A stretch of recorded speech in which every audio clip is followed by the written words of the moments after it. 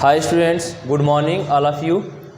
आइए देखते हैं आज फेज 6 में, क्योंकि रेशियो सीरीज बाय सीरीज चल रहा आप लोग देख रहे हैं और जो भी सवाल हमने पढ़ाए हैं बहुत ही मज़ेदार सवाल हैं, बहुत अच्छे तरीके से हैं, बहुत ही बेटर है, इसमें कोई दिक्कत नहीं। और आते हैं आज फेज 6 के बारे में। देखिए सवाल बोर्ड पे लिखा गया, ऊपर क्या दिया है कि संपूर्ण पृथ्वी में भूमि से पानी का अनुपात 1:2 है। यानी संपूर्ण पृथ्वी में भूमि से पानी का अनुपात 1:2 है तथा उत्तरी गोलार्ध में यह अनुपात 2:3, तो दक्षिणी गोलार्ध में भूमि तथा पानी का अनुपात क्या होगा, ऐसा बोला गया है। तो आइए देखते हैं, इसको समझते हैं। तो क्या दिया संपूर्ण पृथ्वी में, तो यहाँ पे हो जाएगा आपका संपूर्ण पृथ्वी,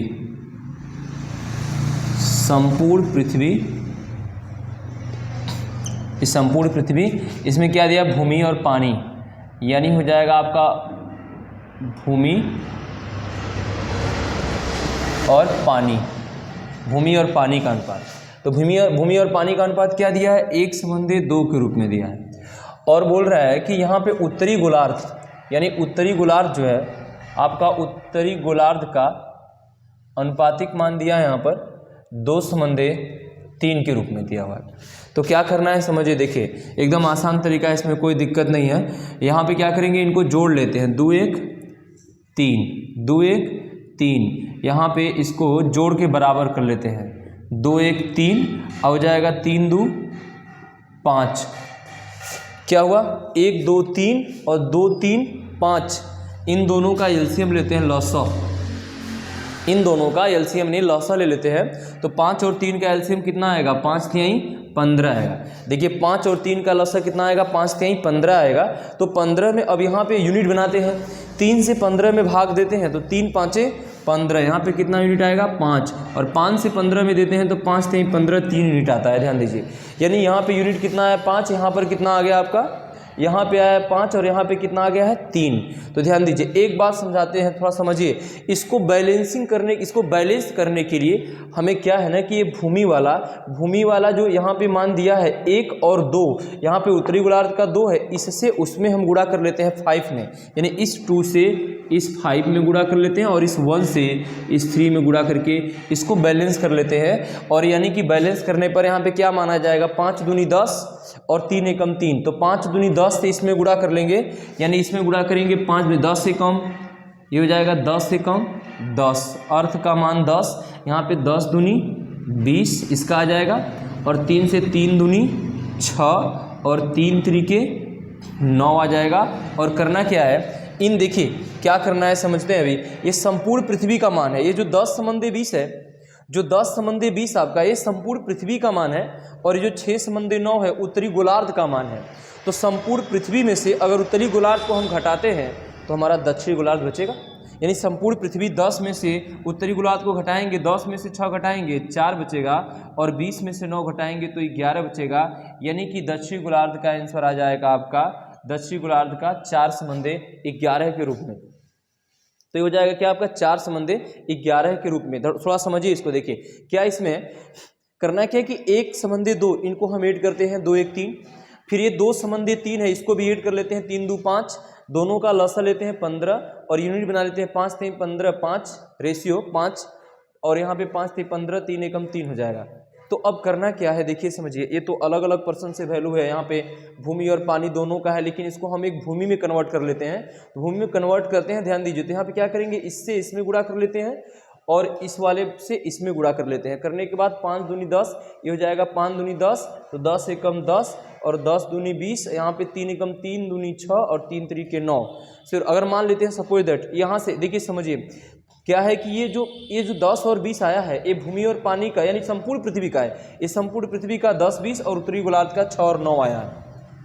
तो संपूर्ण पृथ्वी में से 10 में से अगर 6 घटाएंगे तो 4 आएगा उत्तरी गोलार्ध, और संपूर्ण पृथ्वी में से अगर 20 में से 9 घटा देंगे उत्तरी गोलार्ध को, दक्षिणी गोलार्ध आएगा 11, यानी 4:11 के रूप में आपका आएगा। चलिए मानते हैं कि अगर ये चीज़ें मान लेते हैं सपोज दैट कि आपको समझ में नहीं आया, तो एक तरीके से हम और बता देते हैं, जो आप लोग समझ लीजिए। इसे एक तरीका आप लोग के बीच में हम और रख सकते हैं इसके लिए, जो आप थोड़ा समय दीजिए और देखिए, बहुत ही बेटर तरीका वो भी है, कोई दिक्कत नहीं। तो क्या है देखिए समझिए, जैसे मान लीजिए दिया था आपका डेटा, क्या दिया था कि संपूर्ण भूमि में ही पानी, देखिए क्या था संपूर्ण भूमि का ही था, ये भी यानी संपूर्ण भूमि में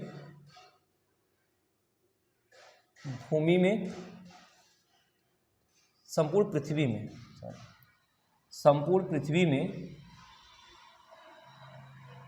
में भूमि और पानी का अनुपात दिया। भूमि और पानी का अनुपात क्या दिया है? 1:2 के रूप में, राइट।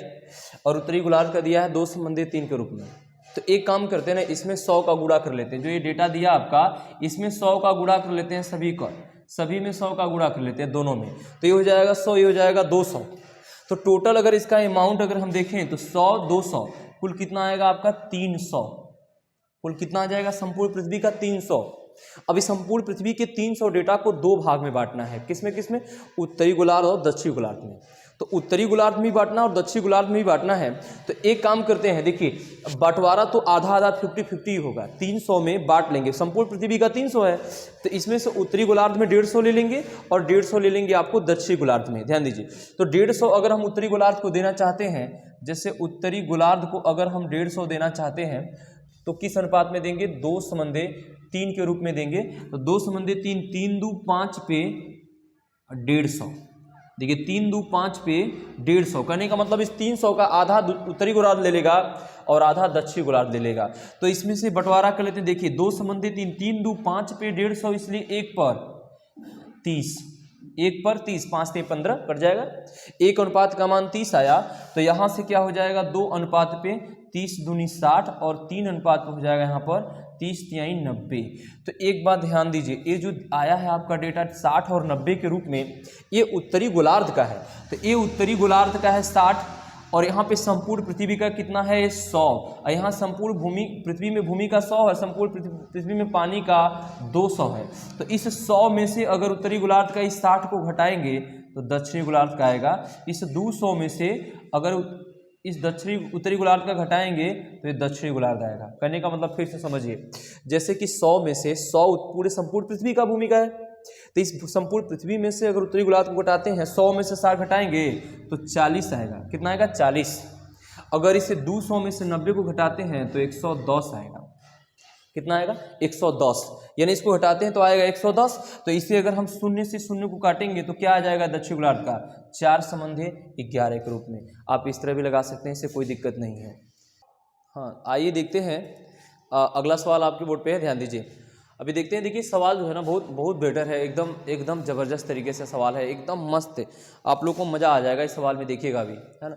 दिया है कि पुरुषों, महिलाओं तथा बच्चों के बच्चे एक काम करने के लिए 3:2:1 के अनुपात में नियुक्त किए गए और उनका वेतन 5:3:2 के अनुपात में है। उनका वेतन 5:3:2 के अनुपात में है। जब 90 पुरुष नियुक्त किए गए तो सभी की दैनिक मजदूरी 10,350 रुपये है। तो बोला गया कि एक पुरुष की दैनिक मजदूरी क्या होंगी, ऐसा बोला गया है। यानी एक पुरुष की दैनिक मजदूरी क्या होंगी। तो आइए देखते हैं इसके बारे में क्या है। मैन, वुमेन और बॉय के बारे में बात किया है, यानी मैन, वुमेन और बॉय, यानी कि आदमी, औरत और बच्चा। तो इसमें क्या दिया? एक काम, यानी बच्चों एक काम करने के लिए कितना? 3:2:1 के अनुपात में इनको नियुक्त किया गया है। यानी 3:2:1 के अनुपात में नियुक्त किया गया है, ठीक है। और इसमें इनके अनुपात में नियुक्त किया गया और उनका वेतन, अच्छा वेतन में दिया है क्या आपका? वेतन। तो वेतन के बारे में पहले इसको निकाल लेते हैं, उसके बाद वेतन के बारे में करते हैं। जैसे दिया है 3:2:1 के रूप में और बोला है जबकि 90 पुरुष नियुक्त किए गए। तो भाई इन सभी की संख्या 3, 2 और 1 के अनुपात में है। और यहाँ पे दिया है कि 90 पुरुष है, तो पुरुष यहाँ पे राशि में 90 है, यहाँ पर राशि में पुरुष 90 है और संख्या यहाँ अनुपात में पुरुष कितना? 3 है। तो यहाँ से इसको पहले निकाल लेते हैं। 3 पर 90 पुरुष, 3 अनुपात पे 90 पुरुष, इसलिए 1 अनुपात पर 30 तिहाई 90 यानी 30 पुरुष, यानी 3 अनुपात पे 90 डेटा, इसलिए 1 पे 30। तो 1 अनुपात पे 30, इसलिए 2 पे 30 दूनी 60, इसलिए 1 पर 30 एकम 30, इसलिए 3 पर 3 त्रिक 9 90। यानी ये हो जाएगा आपका व्यक्तियों की संख्या, यानी कि 90 आदमी, 60 महिला और 30 बच्चा इसमें है। रखा गया है राशि। तो इसमें क्या बोला है कि इनके नियुक्त किया गया और उनका वेतन 5:3:2 के अनुपात में। भाई वेतन का जो अनुपात है, वेतन का जो अनुपात है 5:3 यानी 3:2 के रूप में है। तो चलिए आइए यहाँ से लगा देते हैं डायरेक्ट, कोई दिक्कत नहीं, क्योंकि इनके प्रत्येक का वेतन यहाँ पे दिया हुआ है, तो वेतन के हिसाब से इनकी राशि निकाल लेते हैं। क्योंकि इनका वेतन कितना है 5, इनका वेतन प्रत्येक का कितना है 3 और इनका प्रत्येक का वेतन कितना है 2, यानी उनका वेतन प्रत्येक का 5, 3 और 2, यानी कि एक आदमी 5 रुपया कमाता है। तो 90 आदमी कितना, 9×5 = 45, 450 रुपया। यहाँ पे एक औरत कितना 3, तो 60 औरत, 36 18 180 और यहाँ पे हो जाएगा 30 दूनी 60, यानी कि 450, 180 और 60 ये रुपये का अनुपातिक मान है, ये रुपयों का अनुपातिक मान है। तो इन तीनों के अनुपातों का योग अगर यहाँ निकालते हैं, अनुपातों का यानी रुपयों के अनुपातों का योग निकालते हैं, तो यहाँ से कितना 0 0 0 1 0 हो जाएगा और यहाँ से 6 8 6 14 14 5 19 का 9 हो जाएगा, हासिल 1 और ये हो जाएगा 4 1 4 1 5 1 6 यानी 690। 690 पर अभी देखिए यहाँ पे ये इनका अनुपातिक रुपये का अनुपातिक मान हुआ, क्योंकि ये तो व्यक्ति हैं, ये तो व्यक्तियों की संख्या है, क्योंकि यहाँ पे व्यक्तियों का अनुपात था, यहाँ पे व्यक्तियों का अनुपात 3 2 1 था और इन 3 2 1 में बोला कि व्यक्ति 90 यानी कि पुरुष 90 गो है, तो पुरुष का अनुपातिक मान 3 गो है, 3 पे 90 गो, तो इसलिए 1 पे कितना 30, 1 पे 30, तो 1 पे 30 इसलिए 3 पे 90 इसलिए 2 पे 60 इसलिए 1 पे 30, हमने यहाँ पे व्यक्ति निकाला, यानी 90 आदमी 60 औरत और 30 बच्चा। और यहाँ बोला है प्रत्येक के लिए क्या वेतन उनका क्या है, आदमी का 5 है और औरत का 3 है और बच्चा का कितना 2 है, ऐसा बोला गया। तो भी 90 आदमी, प्रत्येक आदमी का 5 रुपया, तो 90 को आदमी का 9×5 = 45 450 रुपया और 3 36 18 180 को रुपया हो जाएगा, 30 दूनी 60 60 को रुपया हो जाएगा। अनुपातिक रुपया है ये आपका 450 180 और 60, इन तीनों के अनुपातों का अनुपात योग 690 पे पूरा राशि मजदूरी कितना 10,350, 690 पे 10,350, इसलिए 1 पे निकालेंगे तो आएगा 15 बार में, यानी 1 अनुपात का मान 690 से 10,050 आपका 15 से कट जाएगा, यानी 1 अनुपात का मान 15 आया। तो पूछ क्या रहा है आपसे, यहाँ पे देखिए एक पुरुष की दैनिक मजदूरी, तो भाई प्रत्येक पुरुष की दैनिक मजदूरी 5 है ना, था यहाँ पर कितना था 5 अनुपात था, प्रत्येक पुरुष की दैनिक मजदूरी 5 अनुपात में था, एक पुरुष का मजदूरी 5 अनुपात में था, तो भाई 1 अनुपात का मान 15, तो 5 अनुपात का मान 15×5 = 75, यानी हो जाएगा यहाँ पे 75 रुपया आपका आंसर आ जाएगा। चलिए आइए, श्योर आप लोगों को समझ में आया होगा ये चीज़, लेकिन फिर भी आइए एक बार हम रिवीजन कर देते हैं, जिससे आप पूर्ण रूप से आपकी कन्फ्यूजन जो है ना वो दूर हो जाए और एकदम कॉन्फिडेंस आपके पास रहे सवाल में। थोड़ा सा सवाल ना थोड़ा बहुत आप देख ही रहे होंगे इसका लेवल, हमको तो लगता है कि इस सवाल ना 1 लाख रुपए तनख्वाह से ऊपर वाली है, सीधी सी बात हमको लगता है। आइए देखिए समझते हैं भाई, देखिए अगर जितना महंगा तनख्वाह होगा ना उतनी ही सवालें लंबी चौड़ी भी, यानी कि तनख्वाह के लेवल के हिसाब से सवालें होती हैं। जैसे कि अभी इस सवाल ले लिए, इस सवाल को अब 1 लाख से करीब में है, तो भाई थोड़ा सा माइंड तो यूज करना ही पड़ेगा, इसलिए कोई दिक्कत नहीं है। हमारे और आप लोग के पास इतने माइंड है कि हम यूज कर सकते हैं और समझ सकते हैं। सवाल में इतनी कहाँ ताकत है ना समझ में आए, अरे आएगी आई, देखिए समझिए क्या दिया है, पुरुष महिलाओं तथा बच्चों को एक काम करने के लिए 3:2:1 के अनुपात में नियुक्त किया गया, उनका वेतन 5 3 और 2 के रूप में। भाई उनकी संख्याओं का अनुपात है और इनके वेतन का अनुपात है। मैंने क्या किया, उनकी संख्याओं का अनुपात यहाँ पे रख दिया, देखिए यहाँ पे रखा उनकी संख्याओं 3 2 और 1 के रूप में, लेकिन हमने देखा कि इसमें से 1 का संख्या दिया हुआ है, पुरुष का 90 दिया हुआ है, तो पुरुष का 90 संख्या दिया हुआ है, तो 30 पुरुष अनुपात में कितना है 3 है, तो 3 पे 90 इसलिए 1 पे 30, 3 पे 90 इसलिए 1 पे 30, तो 1 अनुपात का मान 30, तो 3 पे 90 हो जाएगा और 2 पे 30 दूनी 60 और 1 पे 30 से कम 30 हो जाएगा। यहाँ से बन जा रहा है। तो यहाँ पे आ गया व्यक्तियों का संख्या 90 आदमी 60 औरत और 30 गो बच्चा, ये आया यहाँ पे।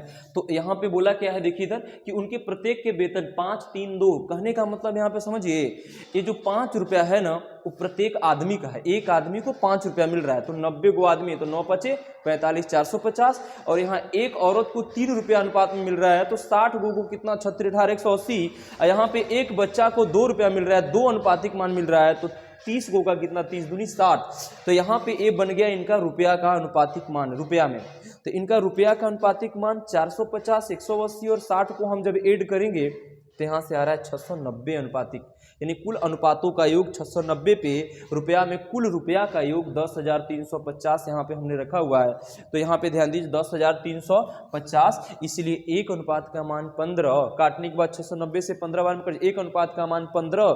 तो यहाँ पे पूछा है कि प्रत्येक, देखिए एक पुरुष की दैनिक मजदूरी, तो भाई प्रत्येक पुरुष की दैनिक मजदूरी का अनुपात तो 5 ही न है, तो यहाँ पे एक अनुपात का मान 15, तो 5 का 15 × 5 = 75 हो जाएगा। और इस सवाल आप लोग को पक्का एकदम श्योर समझ में आई होंगी और एकदम जबरदस्त तरीके से आप बस माइंड को लगाए रहिए, बोर्ड से मत हटाइए बस माइंड को, एकदम देखिए अगला सवाल, देखिए एकदम धांसू बताएंगे उससे भी। हाय स्टूडेंट्स, आइए देखते हैं अगला सवाल है जो कि मुर्गी और गाय पर है।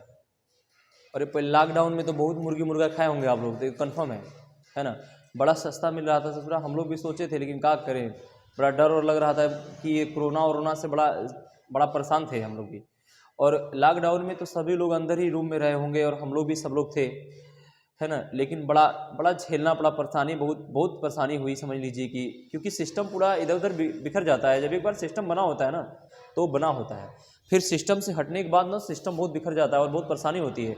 और आप लोग भी सोच ही रहोगे कि जैसे ही मान लीजिए कंपटीशन कर रहे हैं, अभी थोड़ा सा रुकावट आ जाती है तो पढ़ाई क्या है ना फिर बैक चली जाती है, फिर इसको स्टार्टअप देना पड़ता है, तो फिर बहुत दिक्कत होता है ना।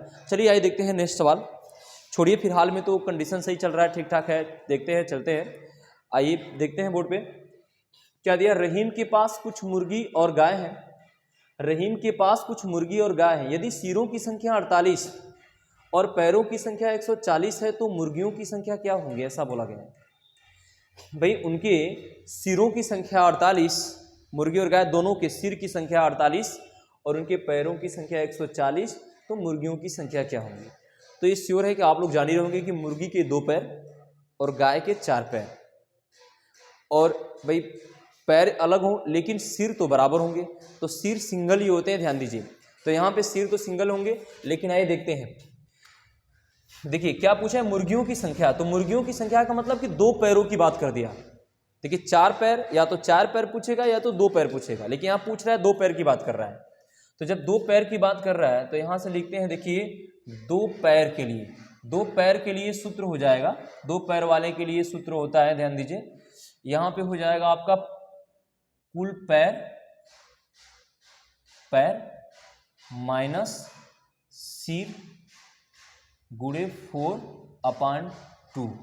कहने का मतलब कि 2 पैर की बात करेगा तो पैर माइनस सिर इंटू 4/2, लेकिन अगर यहीं पे 4 पैर की बात कर दे आपसे, 4 पैर वाले को पूछ दे, तो बस क्या करना है, देखिए पैर माइनस सिर इंटू 2/2।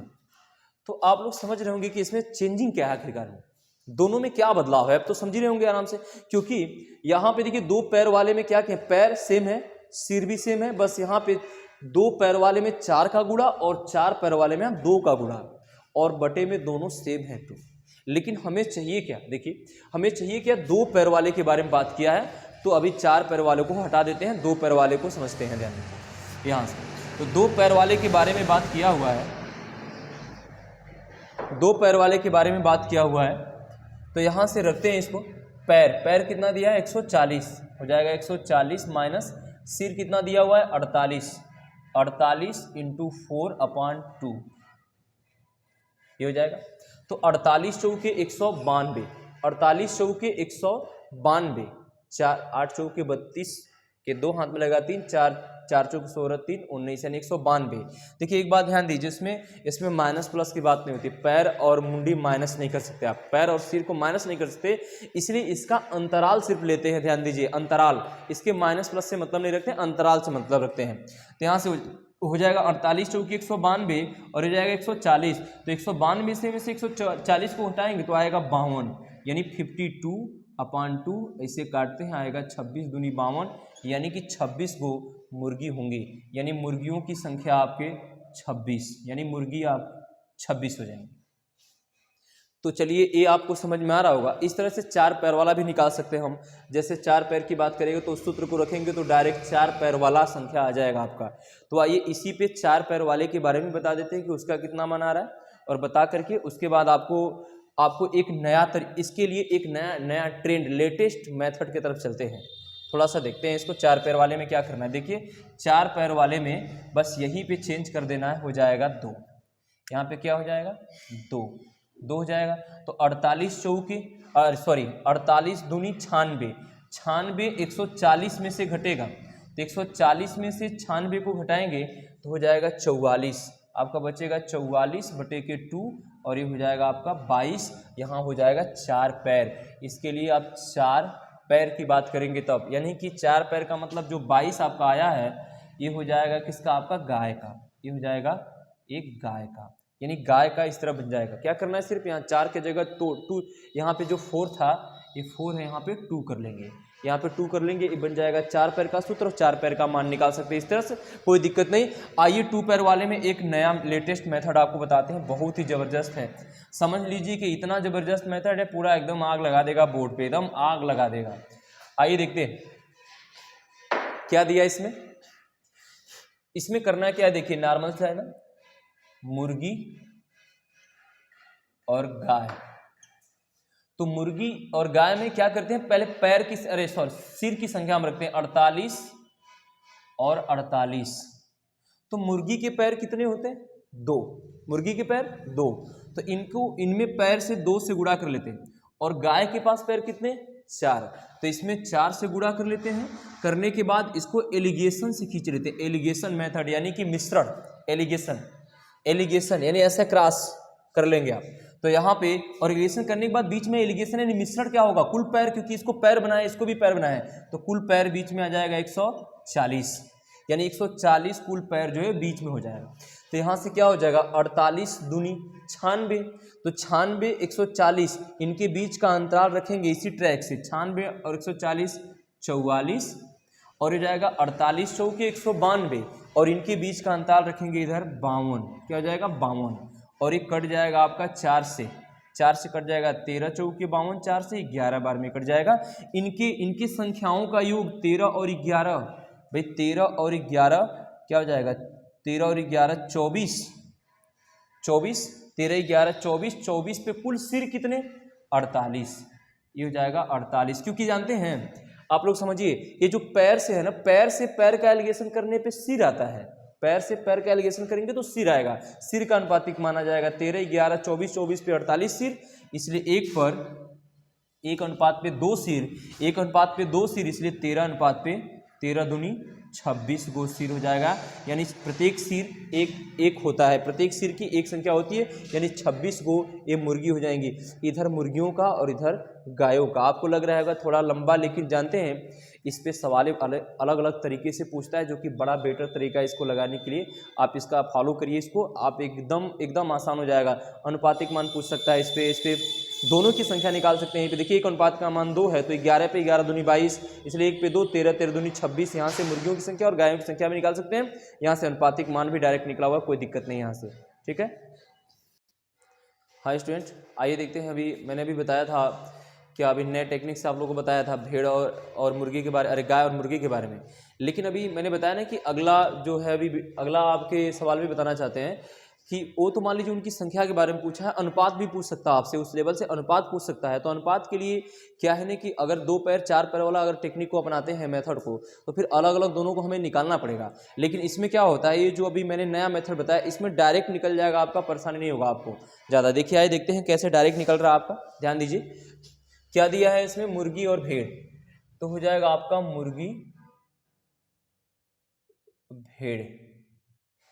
मुर्गी भेड़ के बारे में बोला है। तो भेड़ मुर्गी का यहाँ पे सिरों की संख्या कितना दिया, 38 और 38 सिर की संख्या रखते हैं। तो 38 सिर रखने के बाद अब देखते हैं कि मुर्गी के पैर कितने होते हैं, 2, इसलिए 2 का गुणा, भेड़ के पैर 4, इसलिए 4 का गुणा, और दोनों का एलिगेशन खींच लेते हैं और देखते हैं कुल पैर कितने हैं।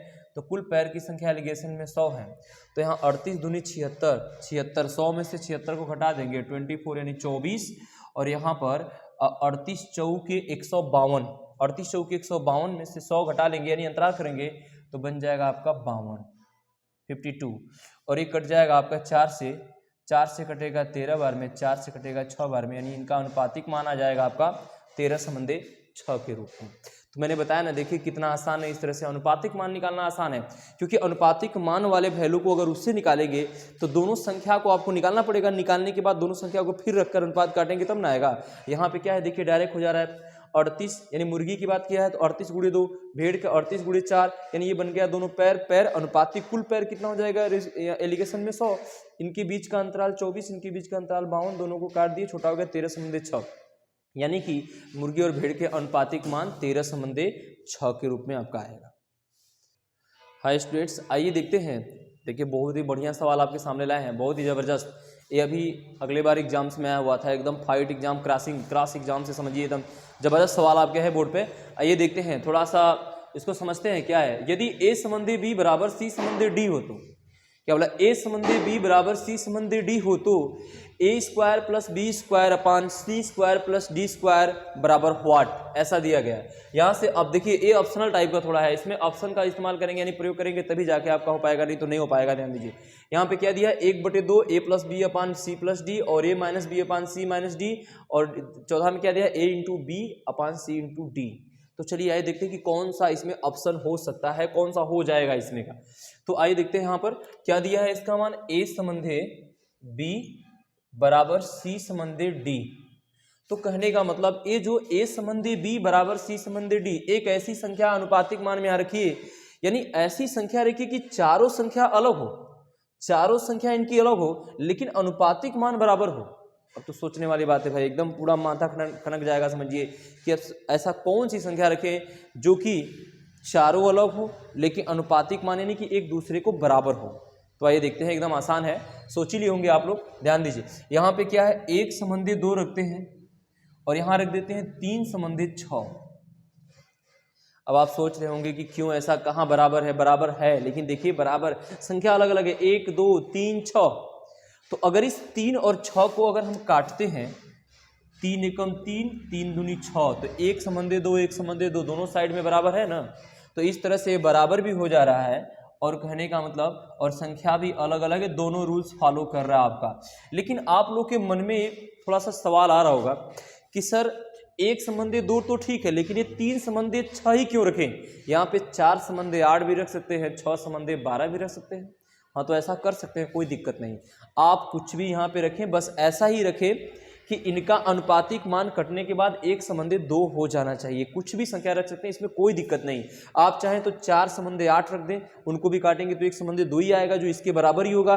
तो यहाँ पे इसमें कोई दिक्कत नहीं है, आप चाहें जो चाहें संख्या रख सकते हैं, बस उनका अनुपातिक मान काटने के बाद 1 संबंधी 2 ही आना चाहिए, जो कि इसके ये बराबर, क्योंकि बीच में बराबर है, इसके ये बराबर हो जाना चाहिए, ऐसा होना चाहिए। ध्यान दीजिए।